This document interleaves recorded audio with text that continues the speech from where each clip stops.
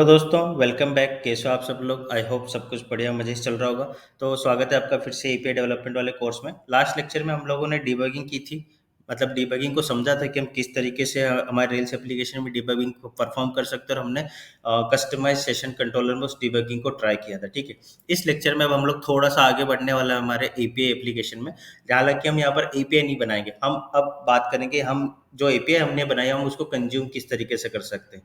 ठीक है, या फिर हम उसको किसी फ्रंट एंड नेटवर्क के साथ कनेक्ट कैसे कर सकते हैं, I mean front end application के साथ। क्योंकि देखो एपीआई एंडपॉइंट तो आपने बना ली, लेकिन जब तक वो एपीआई कंज्यूम नहीं होगी किसी भी फ्रंट एंड एप्लीकेशन के थ्रू, तब तक उस एपीआई का यूज नहीं है। क्योंकि आप एंड यूजर को कभी ये नहीं बोल पाओगे कि यार तू जाके पोस्टमैन से डेटा निकाल ले, पोस्टमैन पे जाकर डेटा सबमिट कर दे। उसको एक विजुअल चाहिए, और वो विजुअल क्या करेगा, आपके यूजर को अलाउ करेगा कि आप उस पर कुछ भी ऑपरेशन परफॉर्म करो, और आपकी जो फ्रंट एंड एप्लीकेशन होगी या जो भी आपकी विजुअल ऐप होगी जहां पर सारी चीजें दिख रही हैं यूजर को ऑन द ब्राउजर या ऑन द मोबाइल एप्लीकेशन, तो वहां से जो भी ऑपरेशन यूजर परफॉर्म करेगा उस ऑपरेशन के रिस्पेक्ट में एक एपीआई रिक्वेस्ट सेंड होगी आपके बैकएंड पर। ठीक है, और फिर आपके बैकएंड से वो डेटा ट्रांसफर होगा आपकी फ्रंट एंड एप्लीकेशन को, है ना। फॉर एग्जांपल मान लो हमारे पास एक रिएक्ट एप्लीकेशन है और यूजर सारे प्लेसेस की लिस्ट देखना चाहता है, तो हम क्या करेंगे, इस एपीआई कंट्रोलर के सॉरी एपीआई एप्लीकेशन के प्लेसेस कंट्रोलर की इंडेक्स सेक्शन पर एक रिक्वेस्ट भेजेंगे। ठीक है,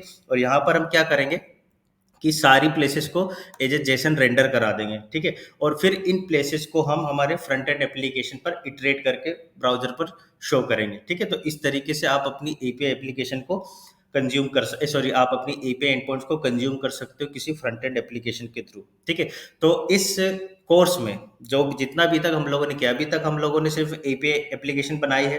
ठीक है, कुछ कंट्रोलर और मॉडल्स बनाए हैं, और हमने डिवाइस जेडब्ल्यूटी के थ्रू ऑथेंटिकेशन किया है। ठीक है, लेकिन अब हम एपीआई पार्ट से थोड़ा सा हटेंगे और अब हम एक रिएक्ट एप्लीकेशन के डेवलपमेंट पे जाएंगे, और वो भी इसी कोर्स में।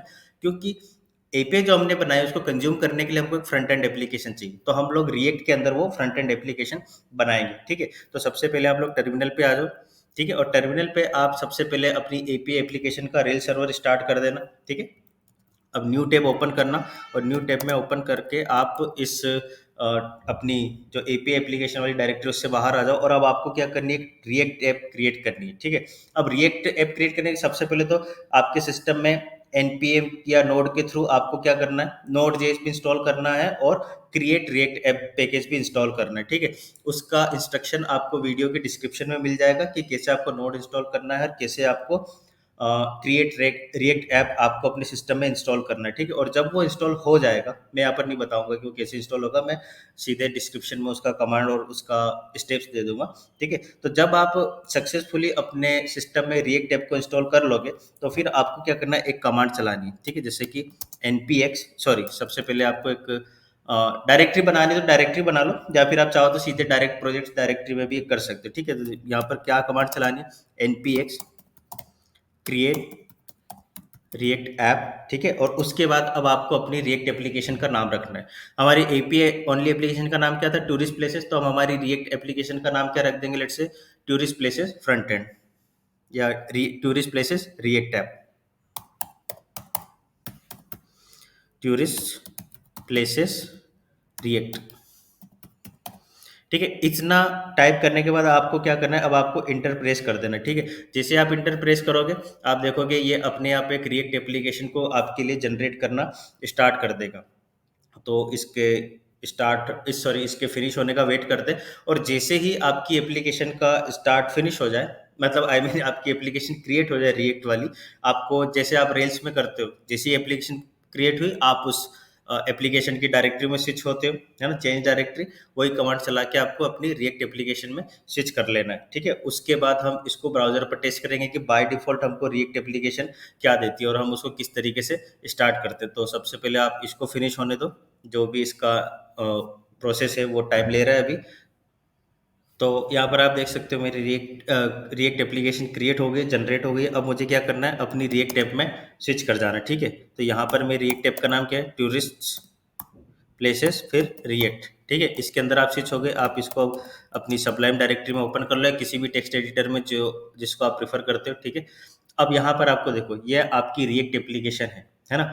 और यहाँ पर आपको कुछ डायरेक्टरीज मिलेगी जैसे हमको रेल्स में मिलती है बाय डिफॉल्ट, जैसे नोड मॉड्यूल्स मिलेगा, पब्लिक मिलेगी, एसआरसी मिलेगी, ठीक है। तो सबसे इंपॉर्टेंट जो डायरेक्टरी है अपने काम के लिए वो है एसआरसी, क्योंकि इसी डायरेक्टरी के अंदर हम हमारे खुद के कंपोनेंट्स बनाएंगे, हम किसी भी कंपोनेंट को कस्टमाइज करेंगे, और सारा काम हमको मेनली यहीं पर करना है, ठीक है।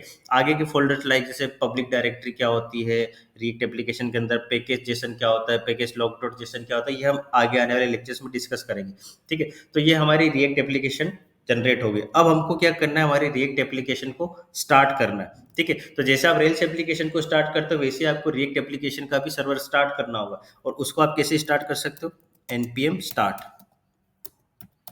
ये कमांड होती है आपकी रिएक्ट एप्लीकेशन को स्टार्ट करने के लिए। तो जब आप npm start कमांड चलाओगे तो ये आपको पूछेगा कि ऑलरेडी एक रन एप्लीकेशन पोर्ट नंबर 3000 पर रन हो रही है, ठीक है।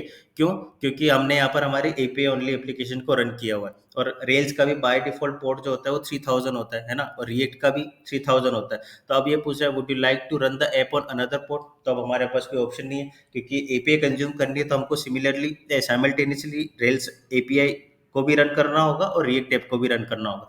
तो हमको इसको दूसरे पोर्ट में रन करना होगा। तो जैसे ही आप वाई प्रेस करोगे, आप यहाँ पर देखना ब्राउजर के ऊपर आपको इस तरीके से पेज मिलेगा, और ये यूआरएल मिलेगी लोकल होस्ट कॉलन 3000। मतलब अब जो आपकी रिएक्ट एप्लीकेशन है, ठीक है, वो जनरेट हो चुकी है और आपने उसको रन कर दिया। तो इस तरीके से एप्लीकेशन रन होने के बाद आपको ब्राउजर पर दिखेगी।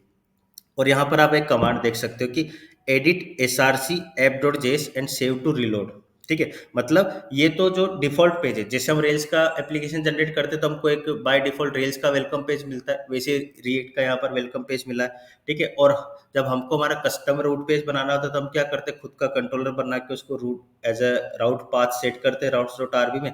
तो सिमिलरली रिएक्ट में भी हमको क्या करना है, ये जो app.js है ना, इसको हमको एडिट करना होगा अगर हमको इस पेज को हटाना है, ठीक है। तो सबसे पहले आ जाओ, स्विच हो जाते हैं फिर से रिएक्ट डायरेक्टरी में, और यहाँ पर आपको दिख रहा है app.js, ठीक है। सबसे पहले तो यहाँ पर आप सिंटेक्स चेंज कर सकते हो, लाइक जैसे जावास्क्रिप्ट है तो आप इसको JSX में कन्वर्ट कर लो, ठीक है। तो यहाँ पर आ जाओ, जावास्क्रिप्ट से आप इसको JSX कर लो तो प्रॉपर कोड दिखेगा, क्योंकि रिएक्ट का कंपोनेंट के लिए एक्सटेंशन अपन लेते हैं JSX, ठीक है। और अब यहाँ पर देखो edit app dot S R sorry S R C app dot जैसे कमांड दिख रही है। अब हमको क्या करना है, इसको हटा देना है लोगो को फॉर एग्जांपल, ठीक है। और इस पी को हम क्या कर दें, लेट से H1, ये H1 कर दिया मैंने, और यहाँ पर मैं इस कमांड को हटा के कर देता हूँ लेट से माई फर्स्ट रिएक्ट एप्लीकेशन, ठीक है। इतना लिखा और इसको आपने सेव कर दिया, ठीक है। अब जैसे आप ब्राउजर पर जाओगे तो यहाँ पर आपको क्या दिखेगा, माय फर्स्ट रिएक्ट एप्लीकेशन, ठीक है। अब देखो आपको स्टाइल्स क्यों दिख रही है ना, ये स्टाइल्स आपको इसलिए दिख रही है क्योंकि यहाँ पर हमने क्या इंपोर्ट की हुई, app dot C S S, मतलब कि इस app dot C S S में पेज की स्टाइल लगी हुई है ना, जैसे क्या सेंटर में आएगा, क्या प्रॉपर्टी होगी सी एस एस की जो भी वहाँ पर एप्लीकेबल हो रही है। तो यहाँ पर ऐप डॉट जेएस में आपको स्टाइल मिली, ठीक है। तो अब आप क्या करो, अब लोगो हमने हटा दिया है तो लोगो की हमको जरूरत नहीं, और app dot C S S को भी हम हटा देते हैं क्योंकि हमको इसकी भी जरूरत नहीं है। अब आप इसको सेव कर दो, जैसे आप सेव करोगे तो ब्राउजर पे देखो आपको क्या मिलेगा, माय फर्स्ट रिएक्ट एप्लीकेशन। और अब आप इसके नीचे जो लिंक है इस लिंक को भी हटा दो, ठीक है। ये लिंक भी आपने हटा दिया और अब आपने इसको सेव किया, आपको सीधा सिंपल से क्या दिख रहा है, माय फर्स्ट रिएक्ट एप्लीकेशन। तो इस तरीके से हम रिएक्ट ऐप जनरेट कर सकते हैं, और उसके जो बाय डिफॉल्ट पेज डिस्प्ले होता है उसका, उसको हम कस्टमाइज कर सकते हैं, ठीक है। तो ये था इस लेक्चर के लिए। अगले लेक्चर में हम लोग क्या करेंगे, हमारा खुद का कंपोनेंट बनाएंगे, ठीक है। जैसे प्लेसेस के लिए हम लोग एक कंपोनेंट बनाएंगे, और उस प्लेसेस कंपोनेंट में हम क्या करेंगे, जो भी हमारे बैकएंड में जो प्लेसेस हो रही है, आई मीन यहाँ पर ये जो आप देख सकते हो कि ये जो रेल्स एपीआई में आपको ये जो places as a JSON render हो रही है, हम इन सारी प्लेसेस को फेच करना सीखेंगे सबसे पहले प्लेसेस कंपोनेंट बना के, ठीक है। तो इस लेक्चर के लिए इतना है, अपने एंड पर खुद की रिएक्ट ऐप जनरेट करो।